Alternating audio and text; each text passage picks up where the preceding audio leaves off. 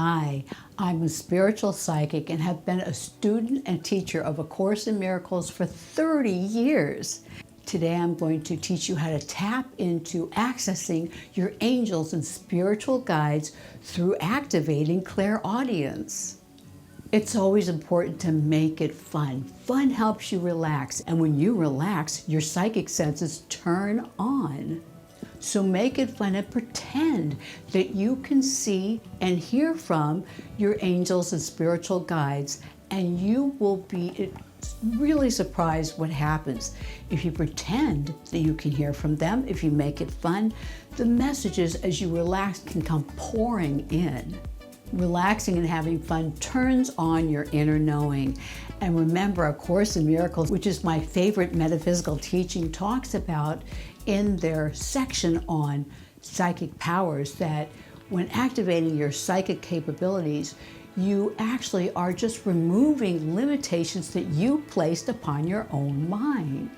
But before we go further, remember to like and subscribe for more videos like this one. Think about a daydream. I did a video recently on John Edwards and how his psychic capabilities work. And he talks about when he is doing a reading for someone, it's like a lucid daydream. He'll see things, feel things, all within his mind, just like within a dream. And that's how it works for me too. My angels and guides send me lots of dreams, and I write these down, as you should too, because for all of us, we receive very detailed messages and communications from our angels and spiritual guides through dreams. And if they notice that you're paying attention, the dreams become more and more intense and clearer, assisting you on your way. I received that dream recently that I should make a video on John Edwards' psychic capabilities, and was immediately led to a video interview that he did with Oprah talking about just that. So one of my top tips is I like to connect with angels and spirit guides in an area that is sacred to me. Pick an area in your house that you can meditate in frequently. Make sure it feels good to you, and it's great to also do a clearing.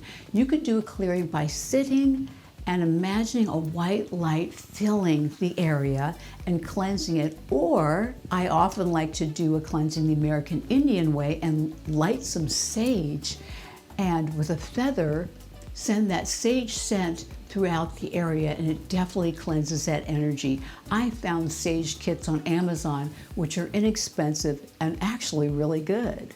So when you go to connect with the angels and spirits, make sure and relax. Take some deep breaths in through your nose, hold it, then out through your mouth. And you can imagine a white light surrounding you. You can imagine your energy as a white light expanding, your aura expanding wider and bigger, expanding outward until it connects with God's white light. And imagine that pouring in you, opening you up to guidance. And as I mentioned, keep it fun, keep it light, so that you can relax and receive those messages. A Course in Miracles talks about God's white light filling the universe.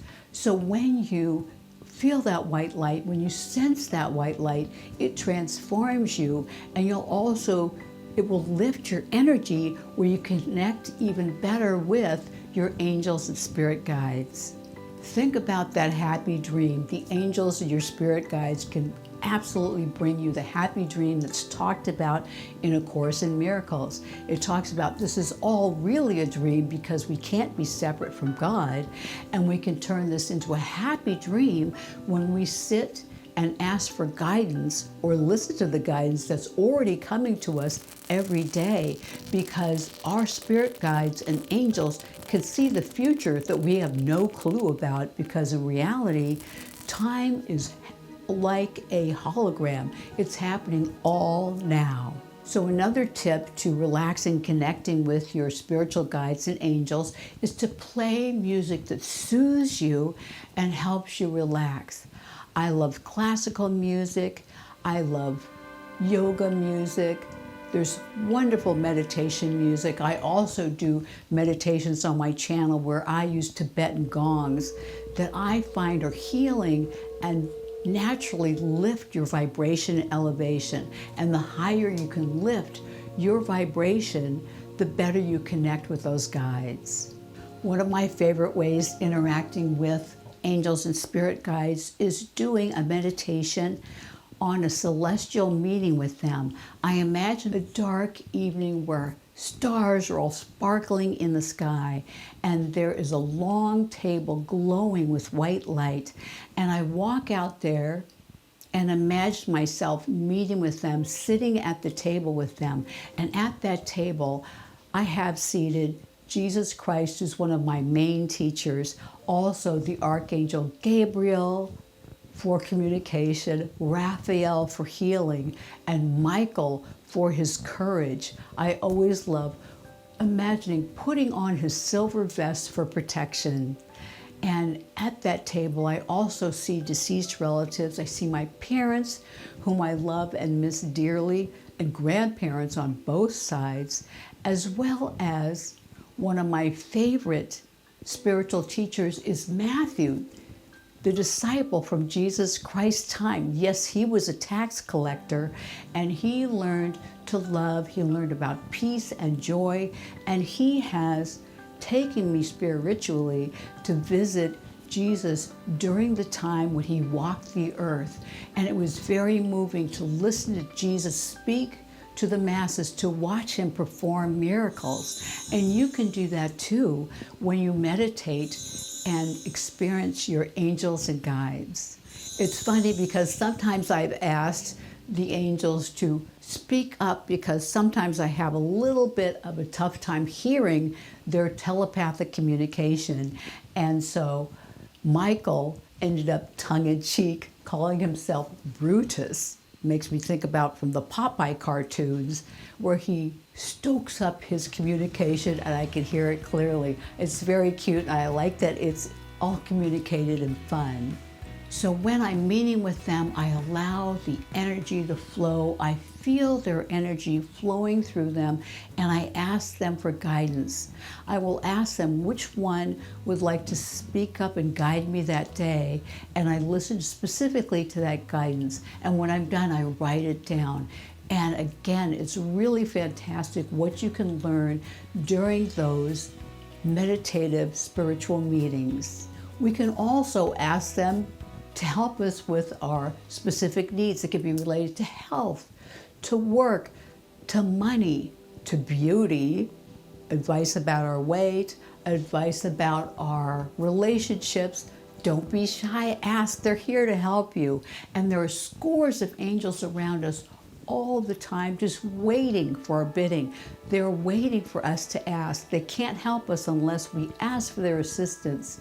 And make sure and ask them to help you. I all the time am aware of this crew of pink angels that Ariel, who is the angel that provides psychic assistance, she brings these 50 fairy-like angels to help me in my growth.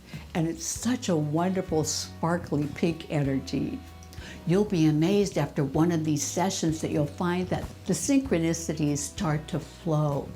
Pay attention to them, listen to them. I'd love to hear about your synchronicities. I'd love to hear about things that have happened in the past for you and how this enlivens your life. Make sure and practice this regularly.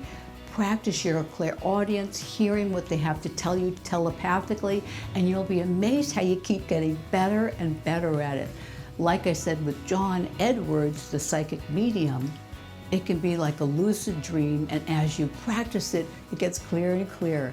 Make sure and ask for their help and guidance. Now, for even more help in connecting with guidance, go here to view our video on the 7 archangels and how they can transform you.